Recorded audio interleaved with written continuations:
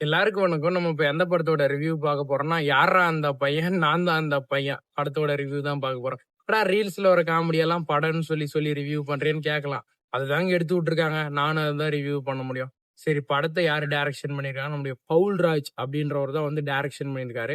சரி படத்தினுடைய கான்செப்ட்க்கு போலாம். ஹீரோ வந்து தன்னுடைய மனைவி கிட்ட வந்து காமத்தை எதிர்பார்க்குறாங்க. அவங்க எப்பயுமே குடுக்காத அப்பப்போ மட்டும் இவர் வந்து சந்தோஷத்த அனுபவிக்க விட்டுட்டு அவரு வந்து ஒரு காய போட்டே இருக்காரு. அவருடைய வந்து இன்பத்தன்மையும், சுய இன்பத்தையும்.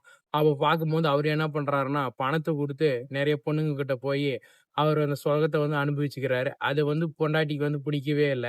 அப்புறம் என்னடா நடக்குதுன்னு சொல்லி கேட்டீங்கன்னா, என்ன போய் நடக்கும்? சண்ட தான் நடக்கும். அப்படிதான் எடுத்து வச்சிருக்கானுங்க. இந்த படத்துல வந்து லாஸ்ட்டா அவர் திருந்துறாரா? இல்லையா? அப்படின்னு சொல்ட்டு இந்த படத்த எடுத்திருக்காங்க. படம் பேரே பாருங்க. யார்றா அந்த பையன்? நான் தான் அந்த பையன். அப்படின்ற மாரி தான் இருக்குது. அந்த மாரிலாம் இல்ல. அந்த மாரி எடுத்துட்டு வரணும்னு சொல்லுன்ற மாரி இருக்குது. உண்மைய சொல்லப்போனா, ஸ்க்ரீன் பிளேன்னு சொல்ட்டு ஒரு மட்டித்தனமான மொபைல்ல எடுத்தா கூட வீடியோ கரெக்ட்டா வருங்க. அவ்வளோ பெரிய கேமரா லென்ஸ்ல எடுத்திருக்காங்க. எந்த ஒரு எடிட்டிங் எதுவுமே இல்லைங்க. சும்மா நம்ம மொபைல்ல எடுத்து கட் பண்ணி, நான் படம்ன்னு சொல்லி ரிலீஸ் பண்ண மாரியே இருக்குது. எதுனா மனுஷன் பார்க்க முடியுமா? ஆனா கான்செப்ட் சூப்பரா இருக்குது. ஆனா அது ஒரு 1 ஹவரா குடுத்துருக்கலாம். தேவையில்லாத 1 1/2 மணி நேரத்துக்கு மேல ஒரு லேகா குடுத்து, நம்மள வெறுப்பேத்த வச்சு இந்த படத்த பார்க்க வைக்கிறாங்க. நம்ம என்னன்னு சொல்லி பார்க்குறது? உண்மையா சொல்லப்போனா படம் சரியில்லைங்க.